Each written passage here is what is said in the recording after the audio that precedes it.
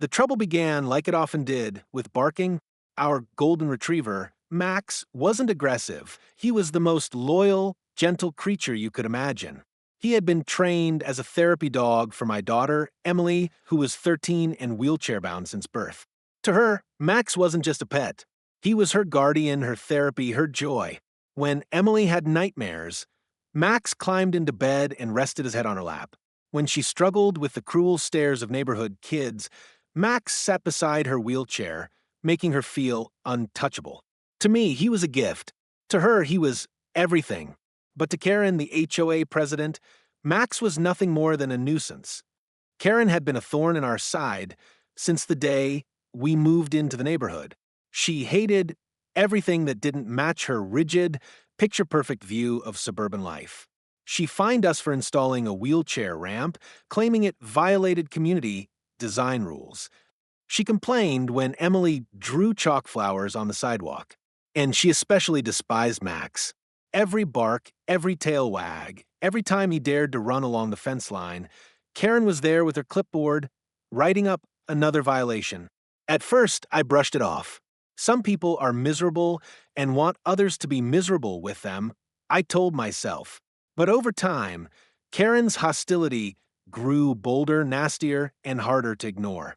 She screamed at Max through the fence, called him a dangerous beast, and even threatened to call animal control to have him taken away. I knew Karen was awful, but I never imagined she was capable of what would happen next. That night was different. Emily and Max had been in the front yard, watching the sunset. Emily loved evenings like that. The sky painted in streaks of pink and gold, Max's fur glowing in the light as she brushed him with gentle strokes. I was on the porch, sipping coffee, keeping an eye on them, when I heard the sharp, angry voice cutting through the quiet. Karen. She stormed up the sidewalk, her face flushed, eyes narrowed like daggers. "That mutt barked at me again," she screamed, jabbing a finger at Max. "I've warned you, and I've warned this whole street. I won't tolerate it anymore." I stood, trying to keep my composure. "Karen, he barked because you ran past his yard. He's behind the fence. He didn't hurt anyone."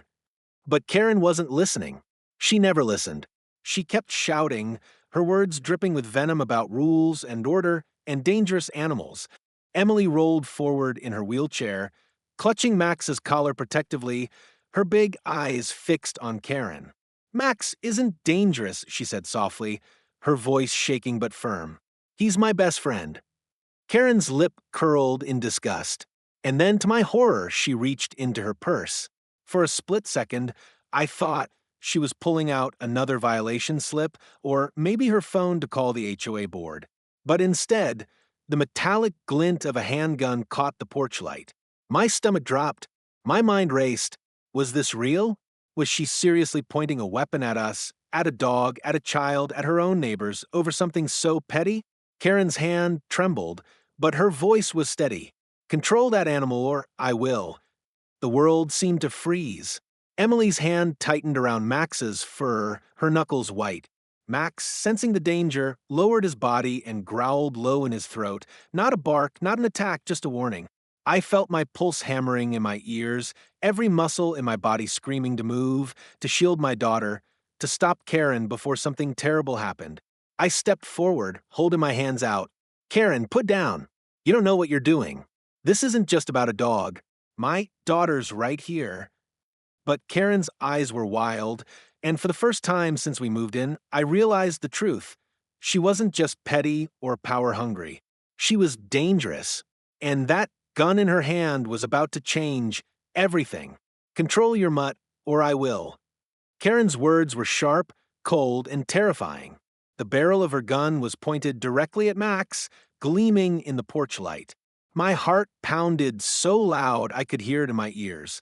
I wanted to believe she was bluffing, that this was just another one of her dramatic tantrums, but the tremor in her hand told me otherwise. She wasn't in control, she was unhinged.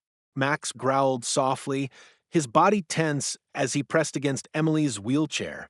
He wasn't a fighter by nature, but he knew Emily was in danger. His brown eyes never left Karen, watching her every move. Emily's small hands clung to his collar, her voice shaking as she whispered, "It's okay, Max, it's okay." But I could see her lips quivering. She was terrified, and so was I. "Karen, stop!" I shouted, stepping in front of Emily, my arms outstretched. "You're going to hurt someone. This is insane."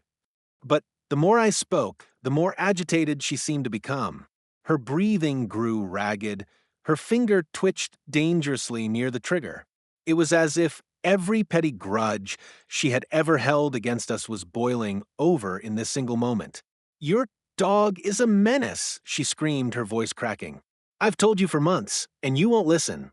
If the HOA won't protect this neighborhood, then I will." The words barely registered before the gun went off. The crack of the gunshot shattered the stillness of the evening. My ears rang, my chest jolted, and the world seemed to move in slow motion. For a split second, I braced myself to see Max collapse. But when I looked down, it wasn't Max lying in blood. It was Emily. The bullet struck her shoulder, spinning her wheelchair slightly. She gasped, clutching at the wound as crimson blossomed across her shirt. "Emily!" I screamed, dropping to my knees beside her. My hands pressed against the injury, desperate to stop the bleeding, while my brain screamed in disbelief. My little girl had thrown herself forward, shielding Max from the bullet with her own body. Max barked wildly, lunging forward with a ferocity I'd never seen before. His teeth bared, his muscles coiled, ready to attack. If I hadn't grabbed his collar, he would have gone straight for Karen's throat. My hand tightened around him, tears blurring my vision as I cried out for help. Emily's voice was faint but steady, her eyes glistening with pain. I couldn't let her hurt him," she whispered. The words broke me in half. Even bleeding, even in agony, she was thinking of Max first. Karen froze, her face pale, and her hands shaking. For the first time, I saw fear in her eyes, not of me, not of Max, but of what she had just done. Her lips trembled as she stammered, I didn't mean to," before turning and stumbling backward. Then, like the coward she ran. The commotion drew the neighbors out of their homes. Mr. Rodriguez from across the street came sprinting over, his phone already in hand. "What happened?" he shouted, his eyes wide as he saw Emily slumped in her chair. Without waiting for an answer, he barked into the phone, "911 now. A child's been shot." I tried to keep Emily awake, pressing my jacket against her shoulder to slow the bleeding. "Stay with me, baby," I whispered, my voice breaking. "You're going to be okay. I'm right here. Max is right here." Max whimpered, licking her hand as if his touch alone could heal her. His golden fur was stained with spots of her blood, but he stayed pressed against her chair, guarding her with his body. The sound of sirens grew closer, a haunting wail that cut through the night. Neighbors crowded around, some crying, some yelling about what they'd seen Karen do. I barely heard them. All I could focus on was Emily's pale face, her shallow breaths, and the small squeeze of her hand on mine. She was alive, but she was fading fast. As the ambulance pulled up and paramedics rushed toward us, one thought seared into my mind, a fire that burned hotter than my fear. Karen had aimed to kill my daughter's dog, but instead she had nearly killed my daughter. And for that, she would pay. The ambulance lights painted our quiet street in flashing red and blue, sirens fading as Emily was lifted onto the stretcher. I ran alongside, Max tugging against his leash, whining desperately to follow her. The paramedics worked quickly, wrapping her shoulder, inserting in 4, reassuring me that she was stable but needed surgery. My heart ached with every second that separated me from her.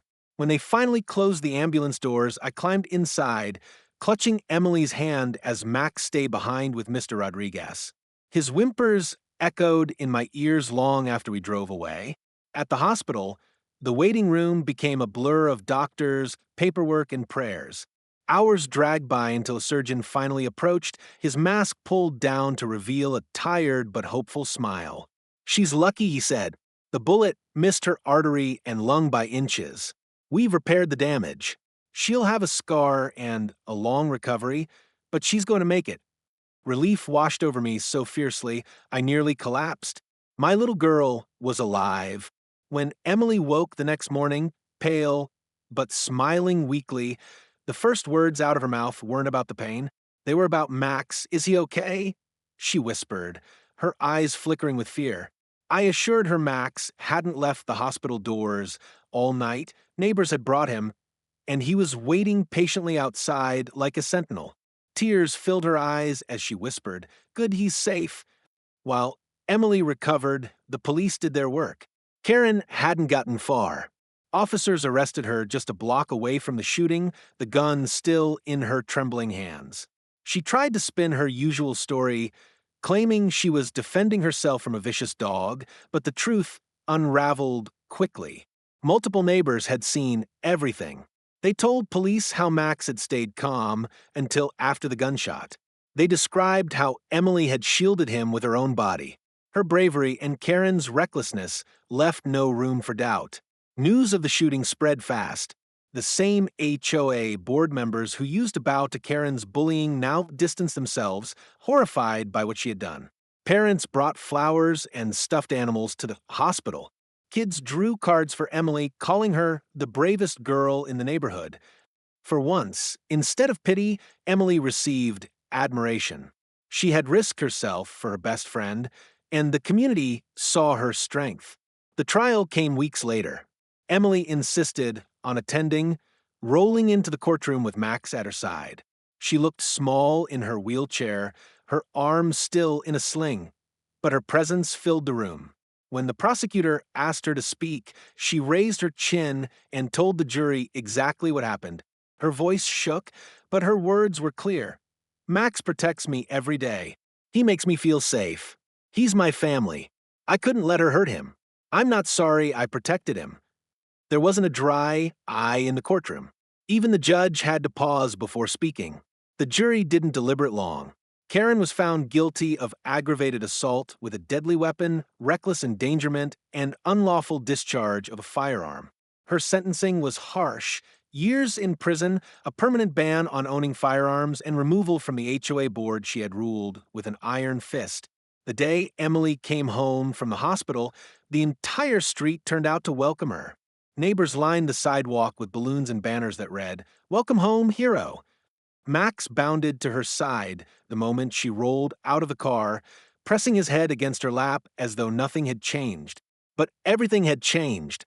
Karen had tried to break us. She had tried to take away the joy, the love, the safety that Max brought Emily.